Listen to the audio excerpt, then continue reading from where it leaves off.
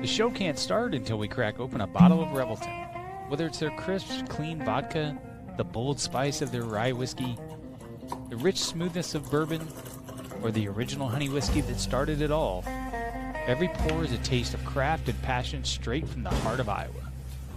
So pour yourself a drink, settle in, and get ready to relax, laugh, and enjoy the show.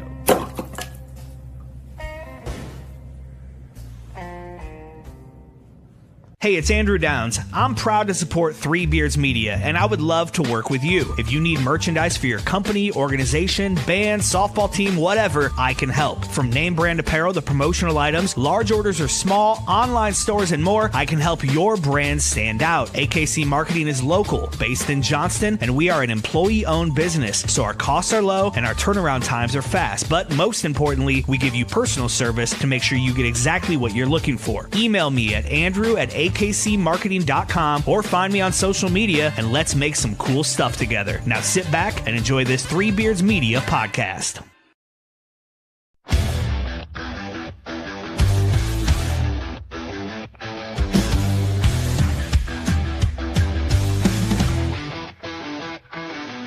Red and gold on the edge of the sky, feel the rumble, hear the battle cry. Out in Ames where the storms ignite, we don't back down, we rise and fight. Jack Tri-State's name, yeah, it echoes strong. A story of honor still marches on. Through the rain, through the pain, through the fire we roar, 'cause we were built to thrive in the eye of the storm. Feel the ground shake, hear the crowd roar. Cyclone power, can't take no more. Legends rise, this is our norm. We stand tall in the eye of the storm. There's a cyclone blowing on the outskirts tonight. Jack Trice shakes when the team takes flight. Milton's rocking, hear the magic call. We rise together, we'll never fall. Back to In the Side of the Storm, where we talk all things Cyclones. We are live from the AKC Marketing Studio with Andrew Downs and sponsored by Revelton Distilling Company out of Osceola, Iowa, and Iowa Beef Steakhouse. And you're going to want to stick around for one of our newest sponsors, the debut commercial for Naked Dave's, and we'll just leave it at that. You got to see the commercial to believe it. And we welcome back a familiar sponsor of ours, Style by JJ Boutique, who I need to get up there and see if they have that red velvet jacket. I am dying to try it on. I'm Dave Larson here with my Storm Team partner in Cyclone Great, the legend, Marcus Pfizer. Good evening, Marcus. How are you? I'm doing well. How about you, Dave? I'm doing great. Mr. Vintage, Brent Curvey, had a family commitment tonight, so he's not able to join us. And I think we're both sort of in this weird space because we're watching football while we're online. Yeah. We're sports guys, so we're going to do a little bit of both. I know Brenton's probably at home watching it too. He said the in-laws had came through. So, when the white family come through, you got to roll out the red carpet. So we understand. That's right. Okay. The temperatures here in central Iowa have been brutally cold. I stayed in all weekend. I've got a little bit of a sore back from painting last weekend. And then I just looked out and went, it's too cold. Like, Is it? Do you want to tell me about how great it is in Las Vegas? How you have sunny and it's 75 and it's 6:11 p.m. right now. Tell me all about it. We're sitting at a brisk 48 degree. Oh, 48. I mean, it's 6 p.m., so we'll take it. The dog's in the backyard. She's running around having fun. I got out. I bought me a drone and got out a little bit earlier with my beat thongs on, my flip flops on, and flew it around a little bit. Kids was coming around off the park, and man, I had no idea what I was doing. I had to press this home button, get this thing on out the sky before it tears somebody's head off. So had a little fun earlier in between the games, and nice what the kids out playing. We're not subject to those, tundra type temperatures you guys love. Well, I feel like we're to blame because our last show was on that Saturday before the Cincinnati game. Again, thank you to the 1858 fan club for inviting us out for their game day pregame before the Iowa State Cincinnati men's game. And that's the second time that we've been on location there in which there's been a winter weather event going on while we're going live with the show. I just feel like we're bad karma to bring us in. If you want snow, invite Side of the Storm. Well, hey, it is what it is. I mean, we appreciate them definitely for having us, but either way, I'm going to get good weather out here. We probably get a chill off one more time before the winter is over, but February is around the corner, and we're going to start hitting probably the 70s pretty soon. Well, and one thing that's keeping us warm is the men's basketball team. They have returned. I think that our last show on that Saturday before Cincinnati, we were talking about, okay, let's use the Kansas game as a reset. Instead, they lost to Cincinnati by 9. Momcilovic, of course, went off, but the rest of the team, we lost that game. And that did seem to be the reset, because since that game, then we throttled UCF 87-57, and then went to Stillwater yesterday, and we were up by 30 points at halftime, 51-21. I was watching the game just prior to the women's game, and I thought, okay, that game is over. The second half looked like Oklahoma State decided to make it a game. Ultimately ended up to be a similar score as when Oklahoma State came to Ames. Cyclones win it 84-71. For those of you taking notes at home, the game at Hilton was 83-71. So pretty close finish either way. What was your take on that second half of the Oklahoma State game? Was there any concerns there that you saw after just blowing them out in the first half?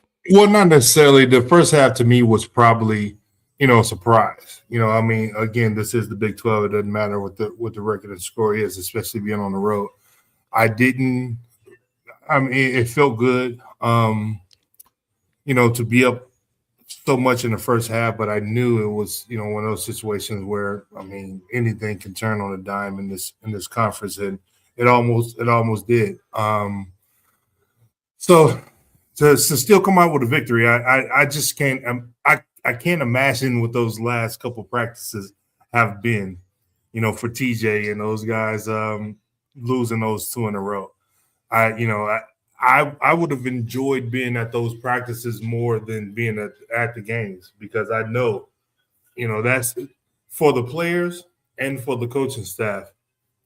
The assistant coaches may have had a little different of a mindset than the head coach. The head coach probably was definitely blowing smoke out of his ears. But for the players, you really, really focus and lock in, and you're looking for that next opponent to come in. And when UCF came in, we handled that game and ultimately to Okie State. But, I would have loved to have been in those practices to see how everything was going and watch the intensity. I can imagine it was some, intense, really real get down hooping. When you say, we hooping, we're not just playing basketball, we're getting down and we hooping, that's what transforms, you back to being on the right track. So it's been good. It's been fun to watch on the outside of losing those 2 games the way we did. It was hard watching ESPN and Sports Center and all the different, because everybody, knocks off number 2 Iowa State. I'm like, okay, here we go.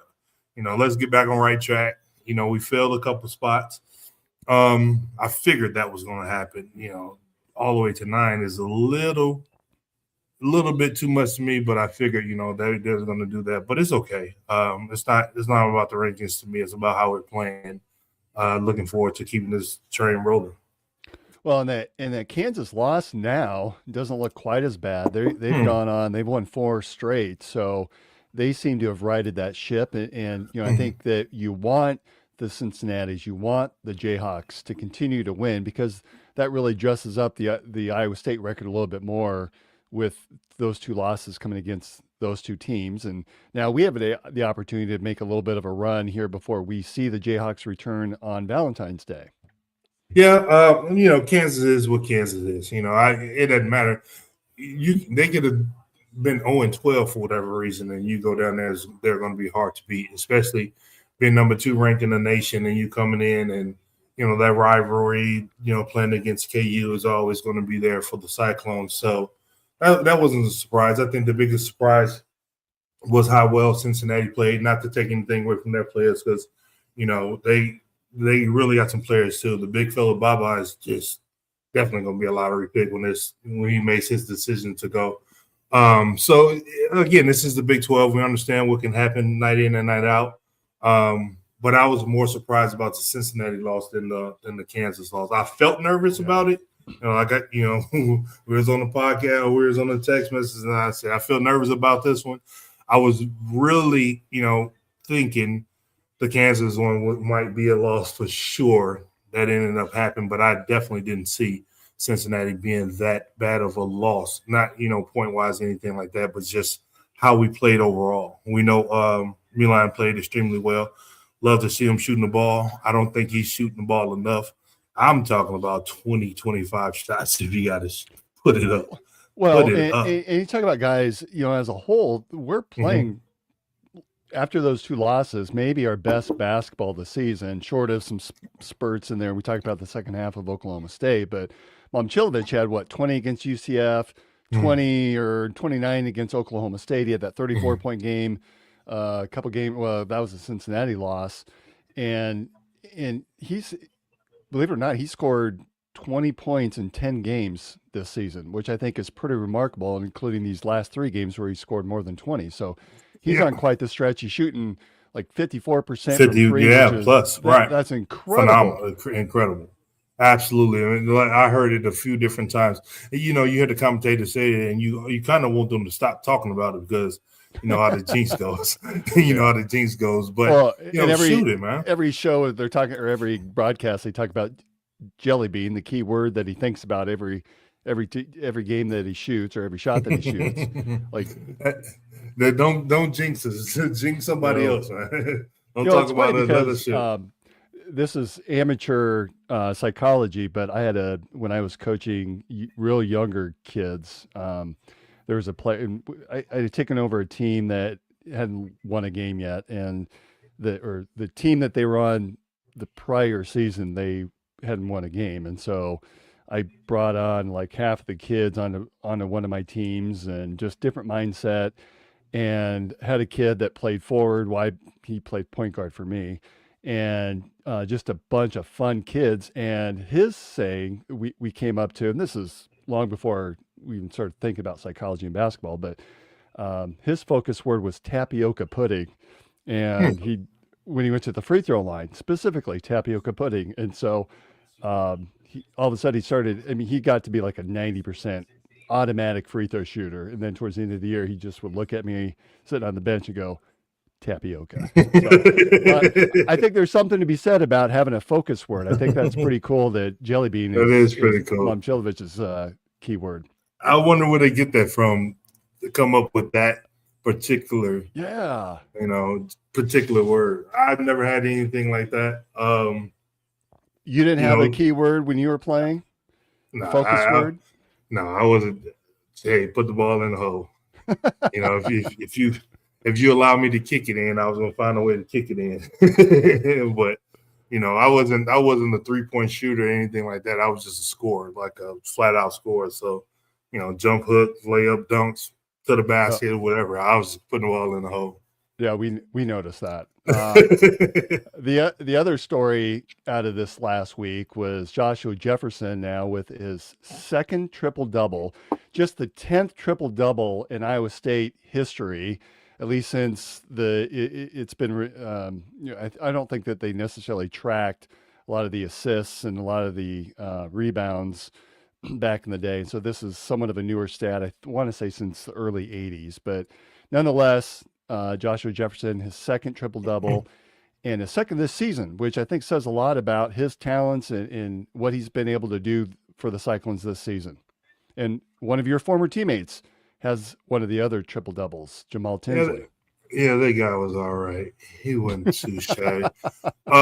Curtis was tough. Definitely shout out to Curtis, Royce, Monte, and the rest of the guys. Tyrese, a little surprised. How many did he have? He only had one? These are the number in total history, Yeah, we've had 10 total, and Jefferson's had 2 of them. So pretty impressive stat there. I was a little surprised that Tyrese only had one, but I mean, college is definitely different than in the pros.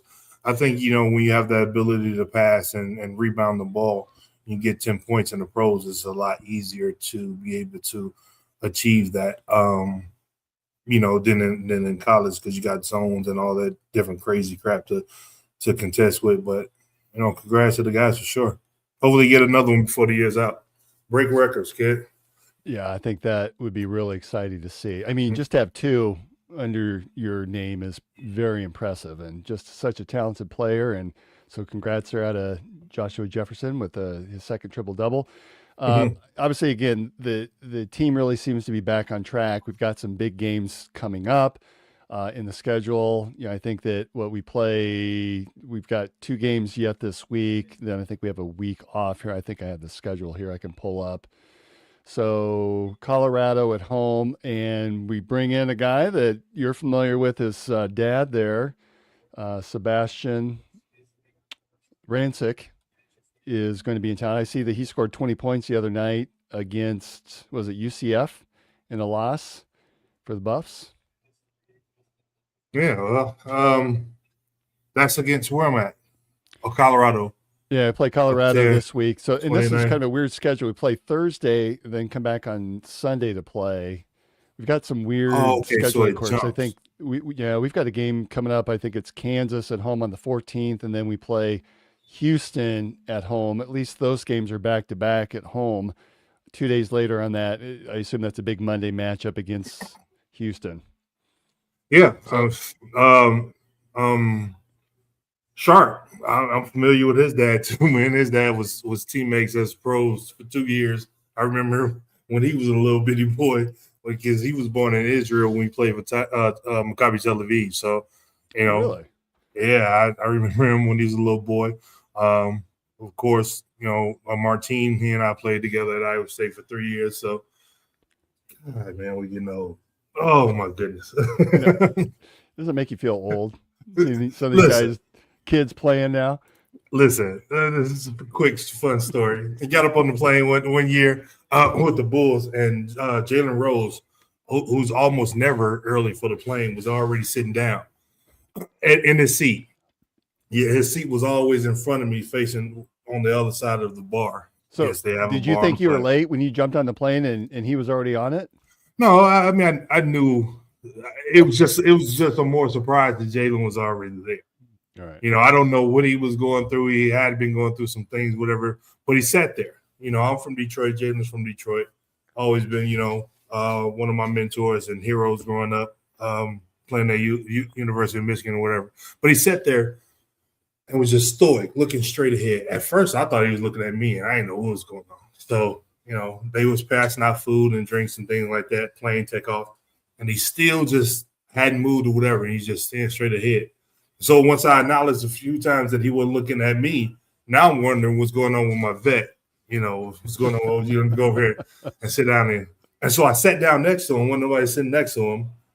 Big first class seats that's on the Bulls plane or whatever, and he still didn't move. And so I tapped him. And he kind of shook it. And I was like, "Hey man, what's going on? You all right? You whatever?" And he just looked and shook his head. And he's like, "Man, I'm looking at all you guys." And he straight up said, "I done fucked around and got old." I fell over forward out of the chair laughing. So he was like 28 years old. I'm like, man, I'm like 21, 22. Like, how old do you think you are? But when you think about, how much basketball he didn't play, and we just came from practice. We're younger, 21, 20. We was jumping out of the gym, running past him and everything like that. He was like, I guess he was just reminiscing on and we were in our 20s then. To think, he's 50 now, and I'm about to be 50 in 3 years. Like, time goes by so fast that it's ridiculous. What? It's absolutely ridiculous. What's it like? You're talking about the Bulls team plane. Is it set up like a traditional airline plane that we're used to when we jump on a 737 or something like that? Or are there customized seats? Are they? Right. Do you have your own little lounge area? What's it like flying on a private team plane like that? Well, different teams have different planes, different setups. The Bulls plane was mainly in the front for the coaches. I guess, MJ and Scotty and some of those guys set up way up front. Then it was the next section where it was just completely open. The bar was on the left side. You get drinks and food, some of the best food, that you can ever eat. And then that whole open section, it was those two seats that Jalen sits in, and there was no seats around there. And it was a big, like, couch-like limo type seat in front of the bar. And then from the bar on back, it was 1, 2, 3 rows of like two seats on both sides, but big, humongous, like first class seats. And then behind those was a wall. And that's where the press and everything who flew with us, whatever. But that's basically it. I mean, it was just the players. The plane wouldn't be super, super full or anything like that. But then when I was with Milwaukee, their plane was a little bit different. They had the bigger seats, but it was more just a straight whole plane. I like their setup a little bit better. Terry Porter was the coach there, and he actually let your family fly with you, which was really well. The Bulls didn't allow that for whatever reason. It was a lot easier with Milwaukee because once you play that night, if you're in the city, you fly home or you fly to the next city or whatever. If your family's with you after the game is over, there's no flights. They go back to the hotel. Then they got to come the next day or so. So with Milwaukee, he will let the sign they put on the manifest, and kids and wife fly with you, and everything was good. So it just depends on the plane. I can imagine now here's 25 years later, planes are probably absolutely ridiculous, so big screen TVs and all of that, but it's definitely different than a regular plane for sure. Interesting. Oh, yes. Oh, absolutely. So Cyclones seem to be back. They got their mojo back and have an opportunity with some of these upcoming games to really fix things. And still behind Arizona, who is undefeated. Playing well. Jeez. And they are playing well. And the irony is that we get a chance to go back down to Tucson to play them, which doesn't quite seem fair after last season, but it is what it is. That would still be a pretty impressive win if we were to pull that out. Hate to get too far ahead of ourselves because that's the second to last conference game of the season, and a lot can happen between now and then. But again, Thursday at home against Colorado, and then have a chance to play in Manhattan against Kansas State. As we sort of get this mojo back, it feels like we can come back to some of those comparisons between this team and the 2000 team, particularly with Momcilovic playing as well as he is. We talked about Joshua Jefferson and his second triple-double of the season. For you, being on that 2000 team, to really draw a comparison, you talked about that 32-5 record, but do we look at, let's say they only lose 4 or they only lose 3, and I'm getting way ahead of myself on this one, but would it be more of the overall record that we should draw parallels to or comparisons to, the final ranking? And I look back, you guys were number 3 in the final coaches poll. There was no final AP poll of that year. It was just a coaches poll. You were number 3. Right. And then obviously the Elite 8. Do we have to get what of those 3 to be able to really have an honest discussion about comparisons between this team and your team? Should this team have to meet? Is it the record? Is it the ranking? Or is it where we finish in the NCAA tournament? Well, for me, if I was a player on the team right now, not saying that they're gunning for that accolade or anything like that, but we are competitors, and I wanted to be one of the greatest, if not the greatest, athlete to ever play at Iowa State. So that was my goal, taking the team to a distance that they had either never been or hadn't been in a while. So for me, I will be thinking about all 3, the final ranking, the record, and how far that I'll lead the team. You can, for whatever reason, have a losing record and win your conference tournament, go on a hot streak, get into the tournament, go on a hot streak and make it to the Final Four. Or you can be undefeated first round in the tournament and lose that game. Now you're out of the tournament. So to me, I think, the comparison to me will have to be all 3. Once the bar is set, and again, I'm not trying to derail them or hope that they don't, because I said, like I said, records are made to be broken. Go ahead and break them. Yeah. Let's see what we can do. Change the dynamic of what everybody has expected. I know here of late they expect Iowa State to be a competitive team and to do some great things, but I can still feel it, inside that they still, want to, that's Iowa State. So, we're going to get to the point where the respect should be where it is. TJ is definitely going to have these guys ready for that, no matter who it is that we're playing up against. But, I just personally think all three will have to be or close in comparison. I mean, if they lose 6 games or whatever, but then go to the championship and we win it all, I'm not going to say, that's not particularly. I'm not comparing the teams to look at it in contrast of hoping that they don't. I'm kind of like, like I said, I hope we win all games. Well, we've lost 2 now. Let this be the only 2 that we lose. All right. Hey, I want to take a quick break. We're going to take 2 breaks tonight because we've got the new commercial lined up from Naked Dave's, which I chuckle because you just got to see it to believe it. But that's a tease. We're going to hear a word from 2 sponsors. We'll come back and talk, and then we'll debut the new commercial. So let's hear first from Revelton Distilling. Making great tasting bourbon requires the perfect combination of ingredients, conditions, and time. The longer it rests, the better it tastes. Revelton Distillery's new single barrel bourbon is made from 80% corn, sourced 100% from Iowa farmers. And unlike mass-produced bourbons, each barrel of Revelton's single barrel bourbon is unique, proofed on when it tastes best. As they like to say, it'll be ready when it's ready. And to ensure the highest standards of quality and flavor, owners Rob and Christy Taylor oversee the production and bottling. Every single barrel. Iowa born, Iowa aged, Iowa bottled. Try the new single barrel bourbon from Iowa's own Revelton Distillery. ReveltonDistillery.com.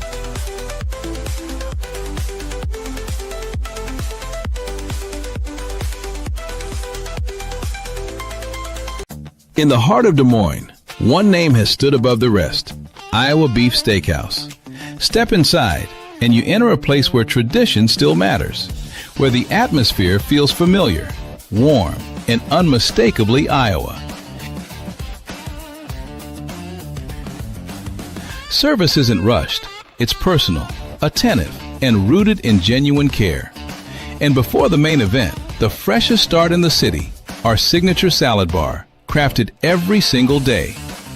Then comes the reason people have returned for generations: Iowa beef, hand-seasoned with pride. Guided by flame, forged by heat. This is where flavor becomes legend. Served with the same care it was crafted with, a meal meant to be remembered.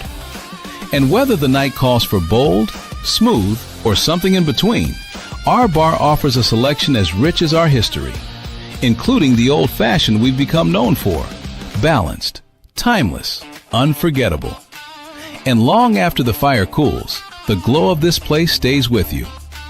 Iowa Beef Steakhouse, 1201 East Euclid Avenue, Des Moines, Iowa, where Iowa comes for steak, done right. All right, we're back to Inside the Storm. I always like to show what I'm drinking, and tonight I just finished off my mulberry gin. So in preparation, we now have the honey whiskey that we'll start on, and that'll be gone in a few days. I'll probably have to get a couple more, but we have got great sponsors. We have got more that are continuing to want to join us, which is always great to see and cool to see. I want to talk a little bit about women's basketball. So I was sitting in the women's game yesterday as the men's game was going on, trying to watch, and things seem to be, you talk about the GOAT of Coach Fennelly, and he's done just that. And it's also coincided with coming back to Hilton. We got rid of the 5-game losing streak. Wednesday played against Cincinnati, where incidentally that 5-game losing streak began. Ariana Jackson returned from her injury, and Jada Williams absolutely goes off for 44 points Is that a school record? No. It's second to Audie Crooks, who had scored, 47 earlier this season as well. So this season's team has the two highest scorers in school history on it with Audie and Jada. Iowa State women won 93-68. Then yesterday, Jada, against her former team, found out before the game even started that Jada was under the weather, not feeling well. So she was actually questionable. But if you know Jada, she has a fire inside of her like none other. And I don't think anyone was expecting her to miss playing against her former Arizona teammates. And they won yesterday, 90-65. I want to say she had 19 points in that win. I tell you what, the women look like a totally different team than the one that we saw in the 5-game losing streak. Ariana is showing no signs of really that injury that took her out. In fact, if anything, she seems more aggressive. She seems to be more free-flowing in the game. The entire team does.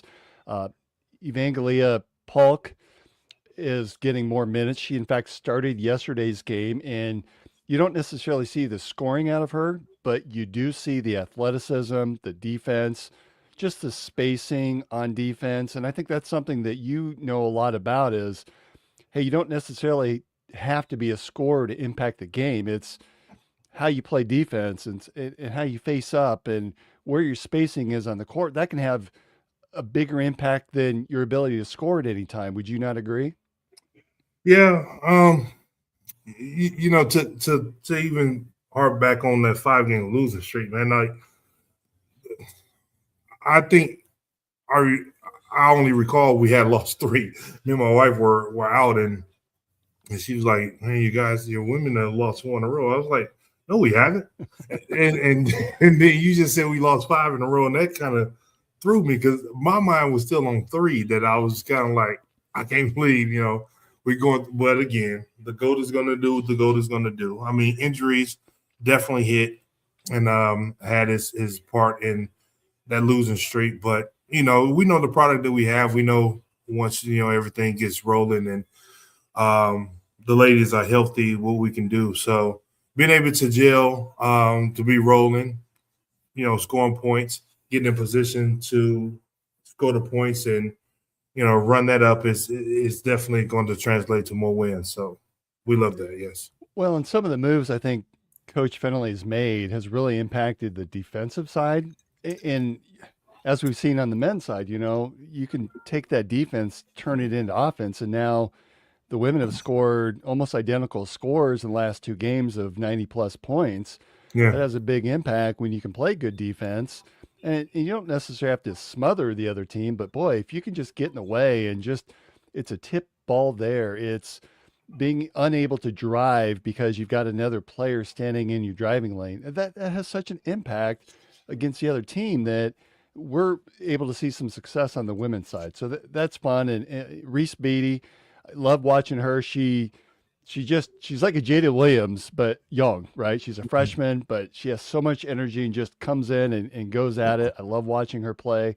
The women now 16-5, 4-5 in conference. If we can just stay, I'm not suggesting that we're going to win every single game, but if we can be competitive and go 500 or better the rest of the way, I think we've got a good chance with Addie Brown if she can come back and play the last couple of games of the regular season conference play and then heading into the Big 12 tournament. I still say that this is a Final Four quality team. Now, will they make that even with a healthy Addie Brown? I don't know, but the talent's there. Now you're getting some younger kids that are gaining confidence that can come in and they're going to feel like, hey, I can compete at this level. That I think, while losing Addie Brown and Ariana Jackson for a spell has really impacted this team, the fact that they've been gone and giving these opportunities to these younger players could have a dramatic impact that we didn't see coming at the end of the season if we're able to secure a spot in the NCAA tournament. Yeah, but the thing you have to understand that if somehow, some way, you know, we do hit another slide or just, you know, 500 and on out, and we do get Addie in back at the end of the year, and we don't necessarily get the seeding we should get as the caliber team that can be bad for a lot of other teams down the road. So if we can get her back, of course we know this how good and how talented this team is. It's not far-fetched to think our men or our women are not a Final Four caliber team. So we just keep trucking along. Don't try to rush it back at all. We have enough talent to steer the ship until she's able to come back healthy, and we see what happens from there. Being a player on a talented team like this, where would you like to see her come back? I mean, is it something where you want to see her back for 3 games in conference play heading into the Big 12 tournament? Would you like to see her return in time for the Big 12 tournament?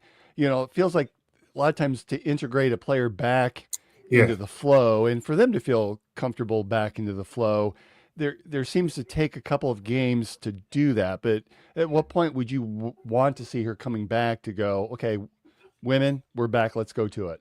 I wouldn't mind seeing a couple games before the Big 12 tournament. A couple games to even if I don't know what the schedule is at, during that time. But even if there's a couple games to get reacclimated to everything that's going on, not nothing crazy. Even if she can come back 5 games before, but we can hold her out because everything looks good. The ship is being stirred in a way to where we don't necessarily need her to risk her to get injured again or whatever. So a couple games before the Big 12 tournament, getting the Big 12 tournament, that's pretty much the same thing as the conference. So, 1 or 2 games before, possibly 1 game before and getting into the tournament, get a couple games in there and, get rolling and flowing through the NCAA tournament. It's all I think she needs. So the women play Wednesday night at Texas Tech and then come back next Saturday at home against UCF. And then there's a week off, which I think Coach Fennelly was commenting on his post game yesterday that they could use a bye game where they have a week to just kind of get their bearings straight and take a little bit of a rest, because they've been going at it pretty solid here. Yeah. Give them a little bit of time off. Now they do get that week off. Then they play it on Saturday, the 7th against Utah. Mm-hmm. And then Tuesday, the 10th at BYU.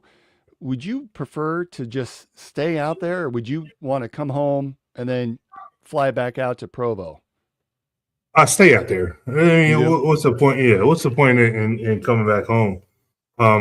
Just treat it like, if you're in the NCAA tournament and you're in the rounds where you play on the Thursday, Friday, or Saturday, or Sunday, just go ahead and stay out there. Don't worry about flying, because a lot of people don't understand. It doesn't matter how well the amenities are on the flight. Still going up and down still does what it does to the joints, fluid, things like that. So all of that, it has to be taken into account. So there's no point in just coming home. I'm sure it's a lot cheaper probably to come home. Not necessarily. I don't know what the jet fuel and everything will cost, but just go ahead and stay out there. They were Coach Fennelly was making a comment on the coaches show on Monday night that Saturday, where the men at? They were coming back. Who did we play last Saturday? Was that Oklahoma State? Yeah, in Stillwater. No, Cincinnati. Yeah, last Saturday, not yesterday, Saturday. And then the women were heading out of town, and apparently their plane had some problems. Mm-hmm. And the men flew in, and behind the scenes, all I call them the coaching general managers or the basketball mm-hmm. team management. Right. They had flipped the plane around, which usually takes an hour and a half to do that. They did it in literally 15 minutes. The men were helping unload their plane and then reload it and get it cleaned up. Yeah, I thought that was a great story about teamwork and how these programs are working together to help one another out. So, and that again, that was after the men had lost that game at Cincinnati. So for them to do that, I think it says a lot about the class that Coach TJ Listen. expects in the class Right. of the players. Listen, I mean, there's no secret, and I tell people, this really out of my heart. Like, how good of a team, how good I became at Iowa State was a direct reflection of the professionalism and the hard-nosed coaching and the product Coach Finley put onto the floor. I really didn't want to, not necessarily say to be a second fiddle or second class to the women, anything like that. But once that bar is set, you don't want to be like, oh, your women's team is phenomenal, but you guys are or whatever. So that part alone, I give so much of my success at Iowa State to Coach Finley. I've told him before. I tell him every time I see him. Every time I'm at Iowa State visiting, I'm going to see him because he's been there since before I got there. He was a pivotal part of my playing career when I was there, even though he wasn't my coach, even though he did coach me in ways, But just to be able to have that, not necessarily camaraderie, but that connection with our women's team. And, we're all Cyclones. And to be able to do that, that's absolutely beautiful. You said they turned the plane around. I don't know if did they spin it around or what did they do? Clean it out, unload Right. it, load it back up. That's amazing. That's amazing because, I mean, to be able to do that and get the ladies on the way, is a great gesture for sure.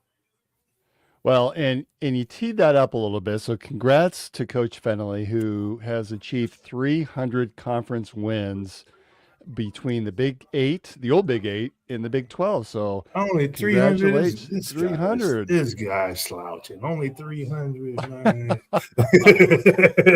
It's Congrats. impressive what he's done. Congrats, so. Coach. We know, Coach. That's one thing. I know we've gone through some ups and downs, with the men's program. We had a lot of highlights with Coach Prom, and then ran into a little trouble and issues and stuff up and down. We've had a few seasons that hadn't been the best, but we know, with the GOAT being there, he has always put a product out there that we've always been proud about. We hadn't, won the national championship yet. Have had some deep runs and things of that nature. I've had some unfortunate injuries and stuff, but we know what we're going to get out of him night in and night out. So definitely congrats. Congrats. All right, Marcus, are you ready for the new commercial? Oh, yeah. I'm waiting on this one.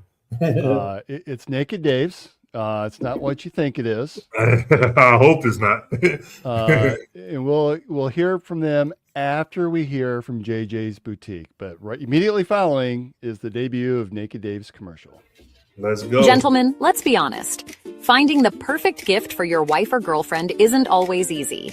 You want something thoughtful, stylish, and unique. And that's exactly what you'll find at Styled by JJ Boutique. Julia Bradshaw and her team strive to be your go-to boutique for casual, boho, and chic clothing and accessories, helping women elevate their style one piece at a time. Located right here in Johnston, Iowa, Styled by JJ brings trendy, high-quality fashion that boosts confidence without breaking the bank. So, if you're looking for a gift that says, I get you, instead of I tried, head to Styled by JJ Boutique. Because nothing makes her smile like feeling beautiful. Styled by JJ Boutique, where style meets confidence. Visit our Johnston location or shop online at styledbyjjboutique.com. Welcome back to Cooking with Billy and Willie. We're already in progress because great cooking doesn't wait. Today, we're turning things up with Naked Dave's seasoning and sauces. This chicken and the beef here and all this stuff is fantastic. It tastes fantastic with this Naked Dave stuff. Oh yeah, dude, this barbecue sauce. Yeah, Seriously. Yeah, that's why we're doing the commercial for Naked Daves. That's why we're like pretend like we're naked. We pretend like we're naked, and then we eat. And it'll be a good commercial. It will be, for sure.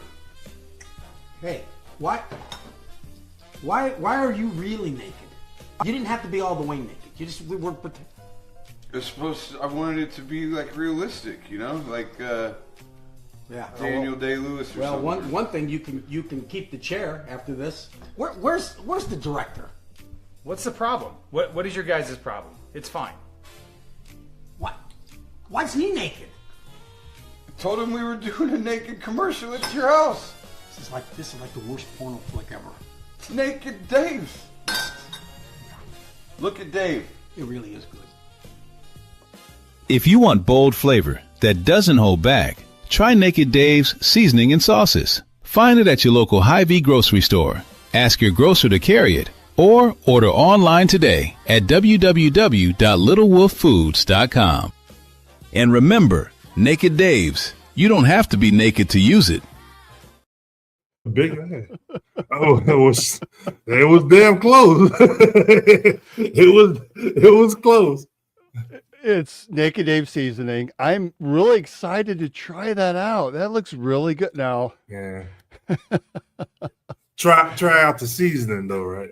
yeah, it's fun to see Bill and Willie, and they've got their own podcast, and for that matter, Julia Bradshaw has her own broadcast on Three Beards Media. So it's a growing network, growing family. We're continuing to add sponsors, and Naked Dave's is the newest entrance, and we're really excited to have them on. Cannot wait to try their seasoning out, especially with football and tailgating. And once we get through this winter season, we're going to have a lot of, the grills are going to start popping out because people are going to be excited to grill out again, and hope that you can try Naked Dave's and go grab yourself some Revelton as well. So Yeah, football season is always great. yeah, That's it. The game is over. A lot of people owe Sam Darnold Yeah. apologies.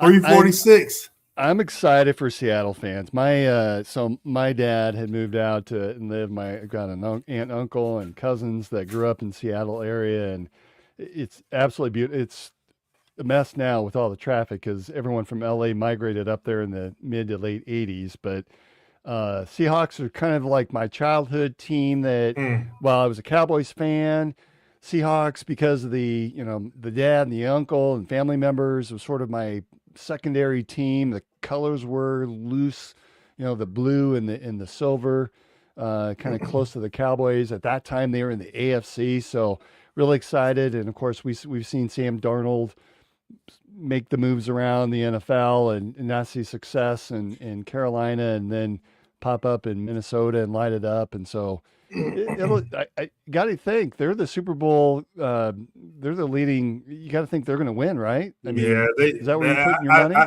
I that's what I will put my money. Like I said, I definitely rooting for the young fella that that's good friends with my cousin from back home. Milton Williams that played at Louisiana Tech, won the Super Bowl last year with the Eagles. Would definitely love for him to win the Super Bowl again this year. I think Seattle.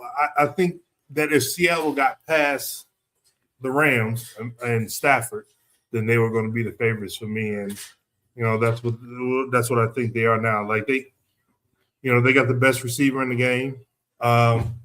The quarterback is playing like to roll for 346. Like I said, there's going to be a lot of.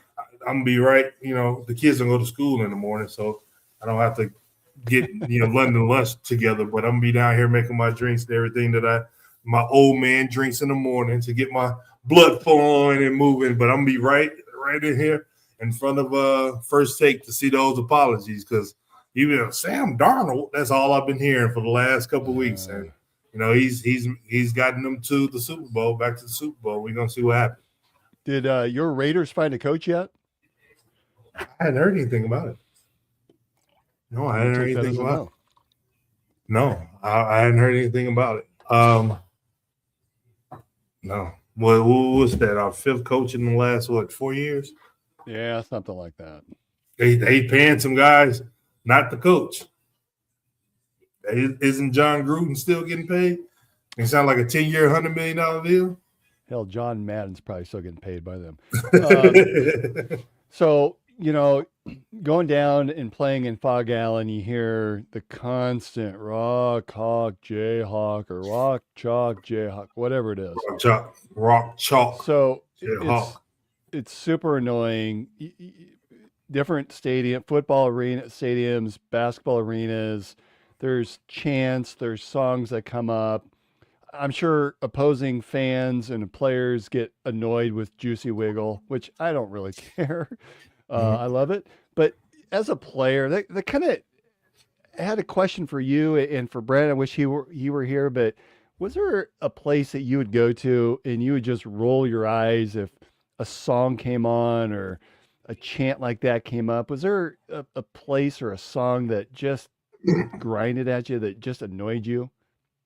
Well, my years, and it definitely was probably KU, but I played, there my freshman year and my junior year.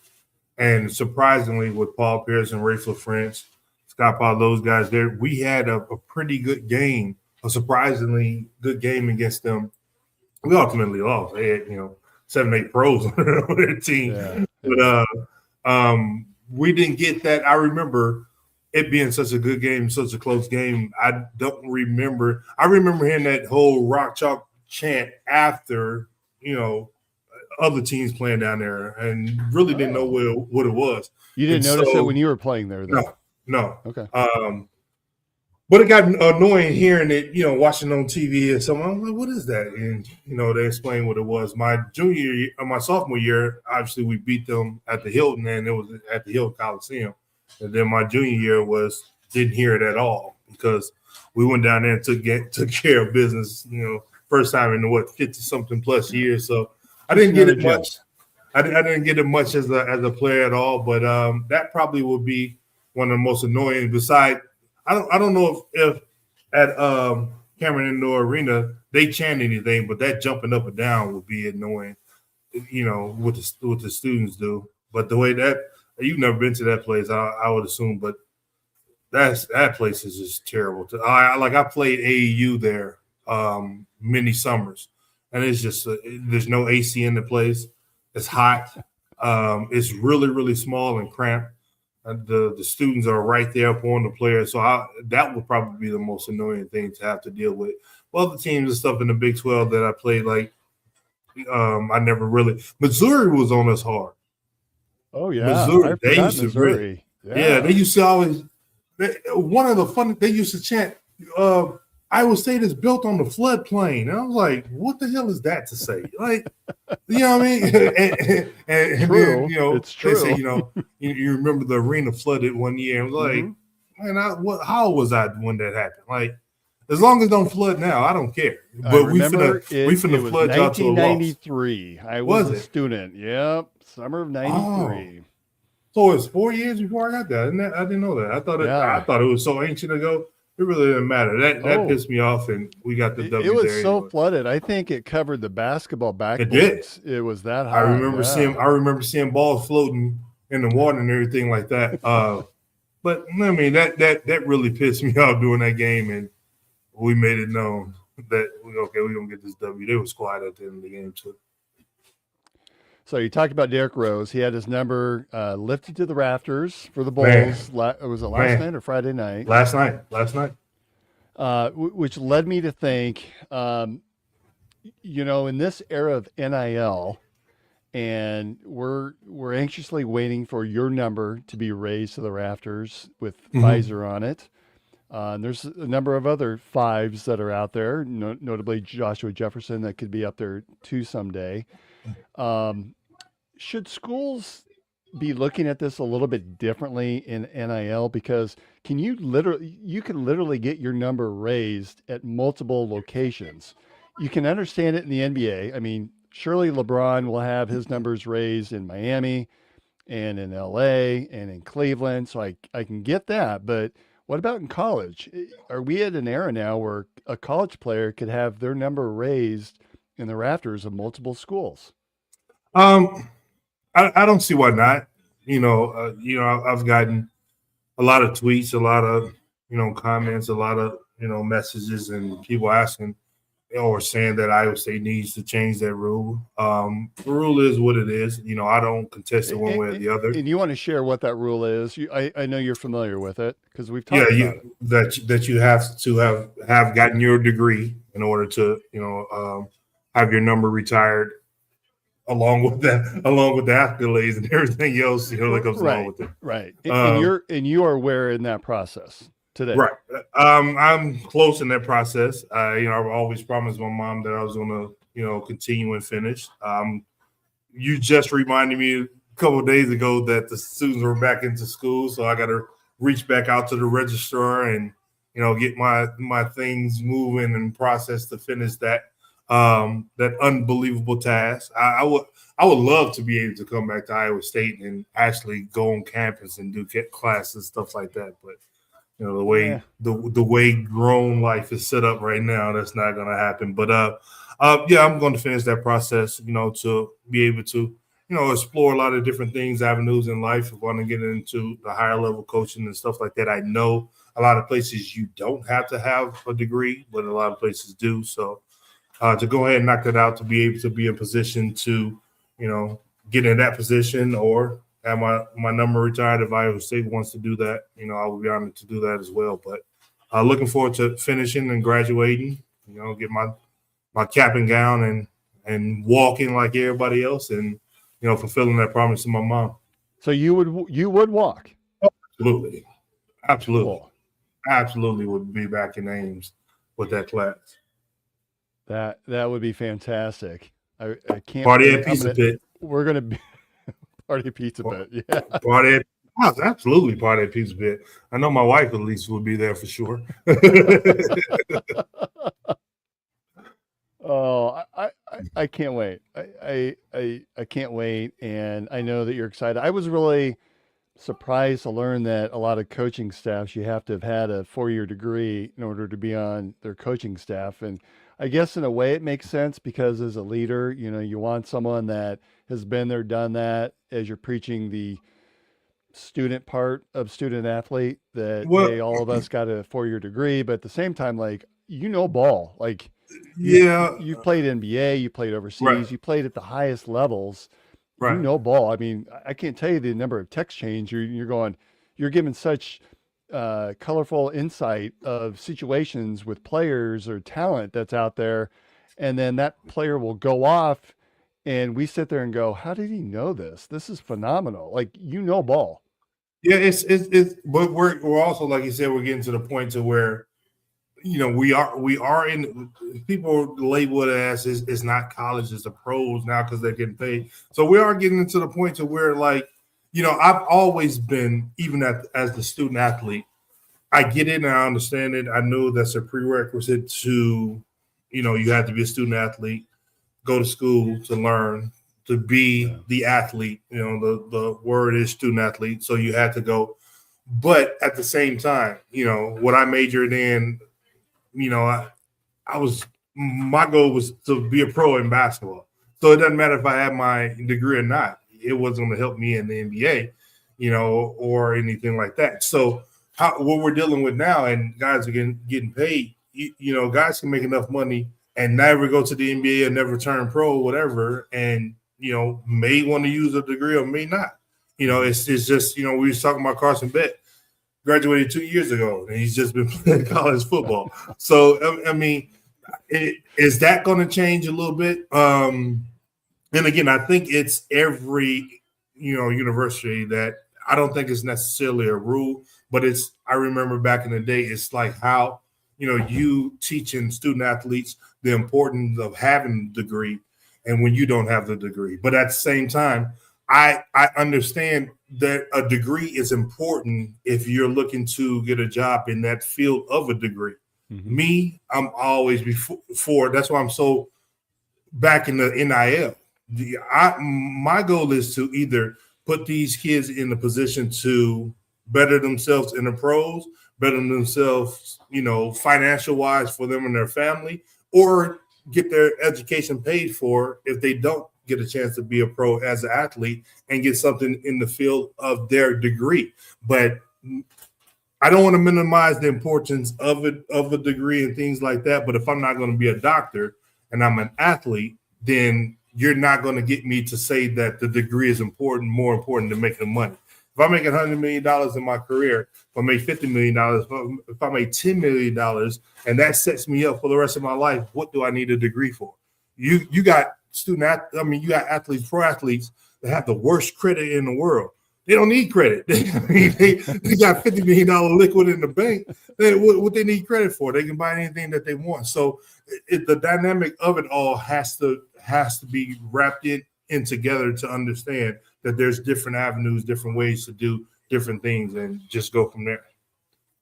All right. Well, I think that sounds like a wrap. I'll be excited.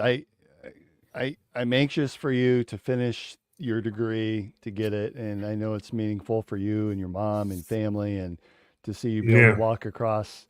I hope it's sooner rather than later, so we can celebrate Marcus Pfizer and hang your number up above the. If I'm not mistaken, I think Kenny Pratt recently finished his. Oh, did he? Yeah, and speak with him, hearing about that really, that's the OG. And I said, if Kenny definitely focused on doing that, then it's time for me to be the real adult, to finish and go ahead and get done with it and see what happens from there. Well, and we just talked earlier about how competitive you guys are. I have a feeling that you're going to use that as a motivation for you to get your degree. So thank you, Kenny Pratt. Absolutely. That's the OG. I appreciate him a lot in my career for sure.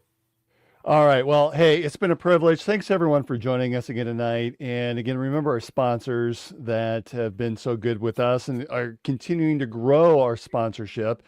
Thank you to the OG Revelton Distilling Company and of course the Iowa Beef Steakhouse and our studio sponsor, Andrew Downs and the AKC marketing team. And welcome back, Style by JJ Boutique out of Johnston, Julia Bradshaw. If you have not checked out her newest podcast on Three Beards Media, I would encourage you to check it out. And I'm hoping that the red velvet jacket they have, I really want one of those. I think it's absolutely beautiful. It would fit in well with this particular cyclone. And of course, let's not forget velvet. Velvet.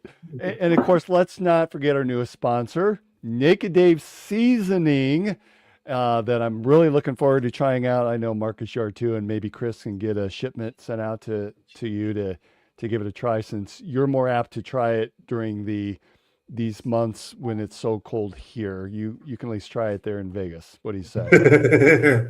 We'll see what happens. All right. I love to try it. All right. Have a good night, everyone. We'll see you next time. See Go Cyclones. Go Cyclones.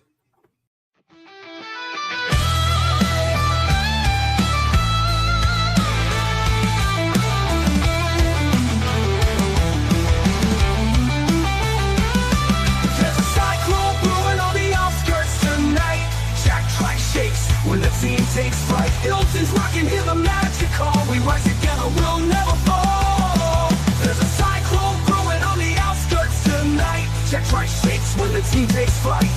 Hilton's rocking, hear the magic